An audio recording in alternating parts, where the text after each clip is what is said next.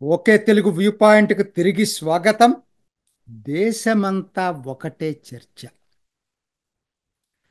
ఉగ్రవాదులు కాల్చే ముందు ఏ మతమో నిర్ధారణ చేసుకొని ఎందుకు కాల్చారు?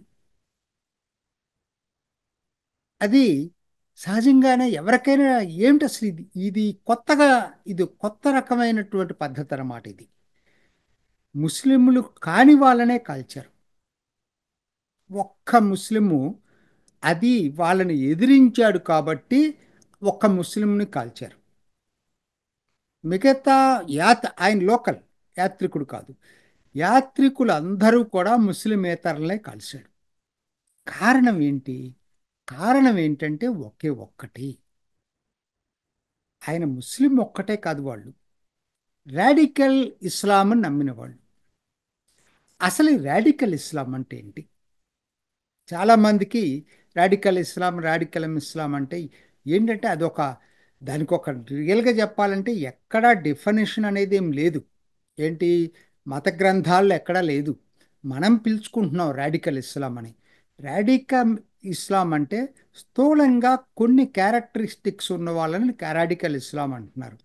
ఏంటి అంటే, ఎప్పుడో 7వ శతాబ్దంలో ప్రాఫిట్ మహమ్మద్ పాటించిన వాటిని, ఖురాన్లో చెప్పిన వాటిని, అది దాన్ని వీళ్ళు ఇంటర్ప్రెట్ చేసుకొని ఈ పద్ధతుల్లోనే ఇవాల్టి సమాజం కూడా ఉండాలి అని నమ్మే వాళ్ళని రాడికల్ ఇస్లామిస్టులు అంటున్నారు.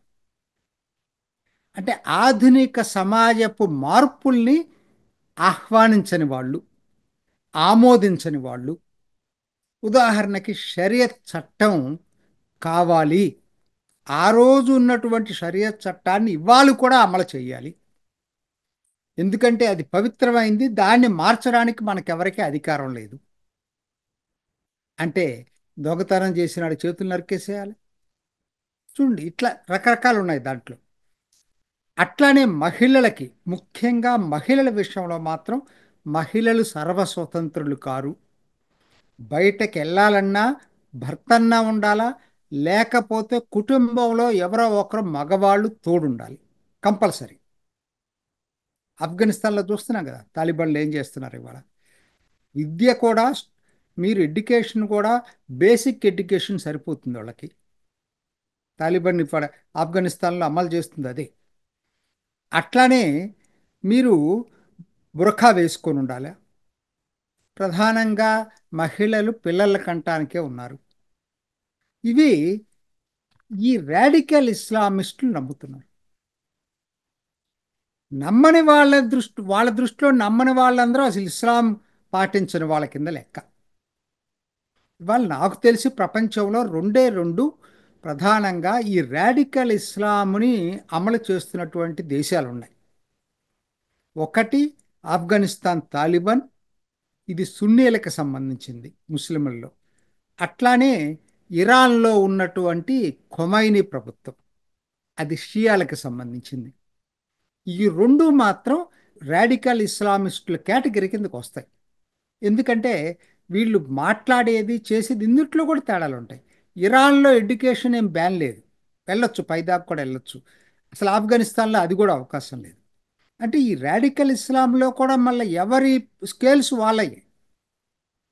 ఇది ప్రధానంగా ఈ తేడాలు వీళ్ళని రాడికల్ ఇస్లాం అంటారు. దీంతో పాటు ఇంకొంతమంది ఉన్నారు, ఇంకా ఎక్స్ట్రీమ్. చెప్పాను కదా డిఫరెంట్ స్కేల్స్లో ఉన్నాయి ఈ రాడికల్ ఇస్లాం అని.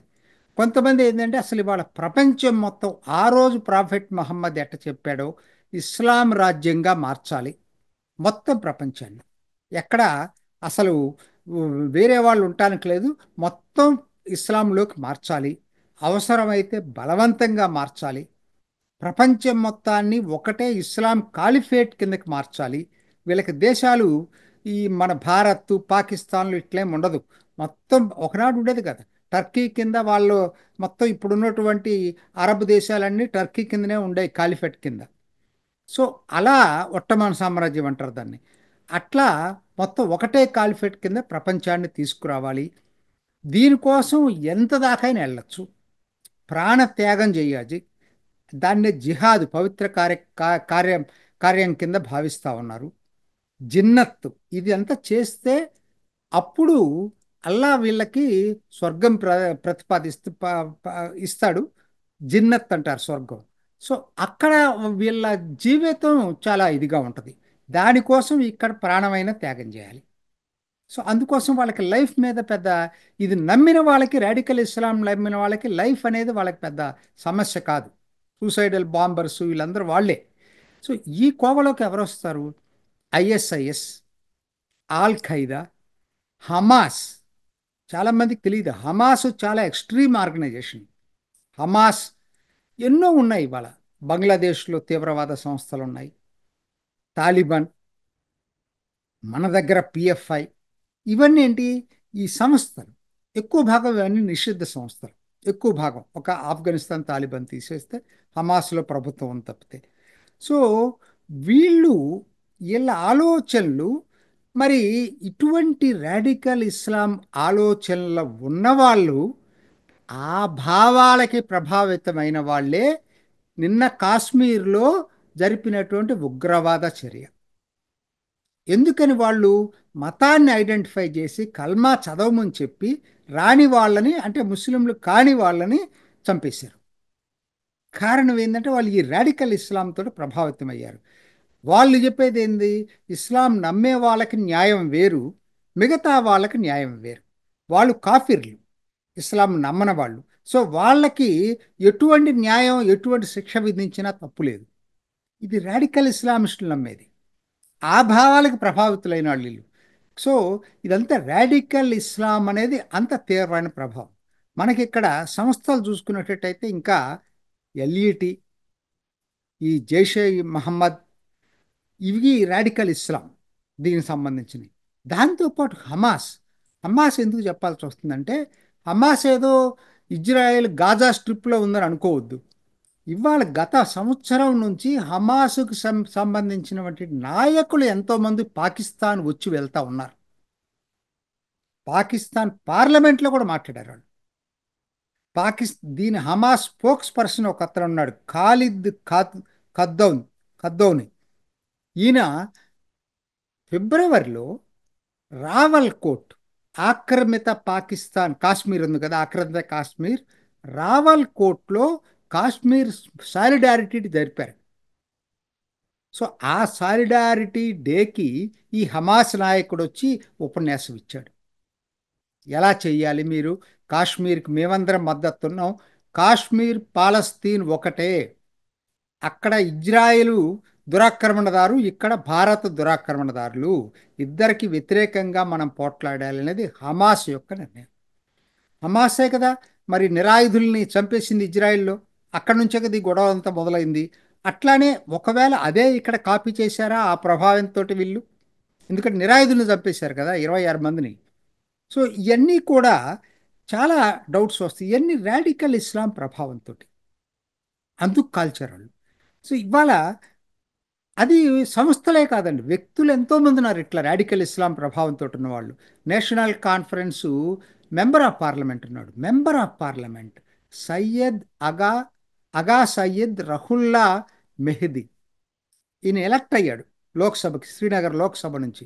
ఆయన మొన్న ఇంటర్వ్యూలో చెప్తున్నాడు, ఆయన అందరూ ఏంటి, శ్రీనగర్కి ఉపాధి దొరికింది కాశ్మీర్లకి, 2,35,00,000 మంది టూరిస్టులు వచ్చారు 2024 అని ఎవరో అడిగితే, వాళ్ళు టూరిస్టులు కాదు, కల్చరల్ ఇన్వేషన్, మా మీద సాంస్కృతిక దాడి ఇదని చెప్పి ఎన్నికైన పార్లమెంట్ సభ్యుడు చెప్తున్నాడు. ఇటువంటి మిగతా మెయిన్ స్ట్రీమ్ వాటిల్లో కూడా ఇలా ఆలోచించే రాడికల్ ఇస్లామిస్టులు చాలామంది ఉన్నారు. సో వీళ్ళు ప్రమాదం సమాజానికి. వీళ్ళు ఒక్కటేనండి, వీళ్ళు ఆధునిక సమాజానికి, ఆధునిక నాగరికతకి శత్రువులు ఒక్క మాటలో చెప్పాలంటే. సో మరి వీళ్ళని అందరూ, ఎందుకనంటే ఇక్కడ ఈ రాడికల్ ఇస్లాం అనగానే ఇస్లామిస్టులు మొత్తం ఇస్లాంని నమ్మే వాళ్ళు అందరూ కాదండి, ఈ భావాలు నమ్మేవాళ్ళు. ఈ భావాలు నమ్మే వాళ్ళని ఏర్చే ఐసోలేట్ చేయాల్సినటువంటి అవసరం మొత్తం ప్రపంచానికి ఉంది. లేకపోతే ప్రపంచ శాంతికే ప్రమాదం ఇది. అందుకని వీళ్ళకి ఏంటంటే బేసిక్ పాయింట్ ఏంటి, మహిళలు స్వతంత్రంగా ఉండకూడదు, ఆధునిక సమాజం కాదు, ఇస్లామిక్ రాజ్యం ఉండాలి. తర్వాత మిగతా మతస్థుల విషయంలో చాలా అసహనం వీళ్ళకి. వాళ్ళు లేకపోయినా బలవంతంగా మార్చాలని ప్రయత్నం చేస్తారు, లేకపోతే ఏమైనా చేయొచ్చు, వాళ్ళు కాఫీర్లు కాబట్టి. ఇటువంటి నమ్మే వాళ్ళది ఇది ప్రపంచ శాంతికి వాళ్ళ ముప్పులాగా పరిణమించింది. ఇప్పుడు 9/11 అమెరికాలో జరిగిన, మనకి 26/11 జరిగిన, లేకపోతే ఎన్నో ప్రపంచంలో ఎన్నో జరుగుతున్నాయి. ఐఎస్ఐఎస్ కాలిఫేట్ సిరియాలో స్థాపించిన వీళ్ళందరూ ఏంటంటే చాలా ఇదంతా కూడా ఈ రాడికల్ ఇస్లామిస్టు మెంటాలిటీ. ఇది చాలా ప్రమాదకరం. దీనికి వ్యతిరేకంగా అందరూ, ముస్లింలతో సహా, ఇది నమ్మని ముస్లిమ్స్ ఎక్కువ భాగం ఉంటారు. ఇది నమ్మే వాళ్ళు ఎక్కువ కాదు. ముస్లింలతో సహా అందరు మతస్థులు. ఎందుకంటే నేను చంపిన వాళ్ళు క్రిస్టియన్ కూడా ఉన్నాడు. ఆయన కల్మా చదవలేదంటే చంపేశారు, క్రిస్టియన్ అయినా. సో కాబట్టి ఇక్కడ హిందువులనే కాదు. సో ఈ రాడికల్ ఇస్లాం భావాలకు వ్యతిరేకంగా ప్రపంచం మొత్తం ఏకం కావలసిన అవసరం ఎంతైనా ఉంది. ఇది ఈనాటి ఓకే తెలుగు వ్యూ పాయింట్. మరొక ఎపిసోడ్లో మళ్ళీ కలుసుకుందాం. నమస్తే.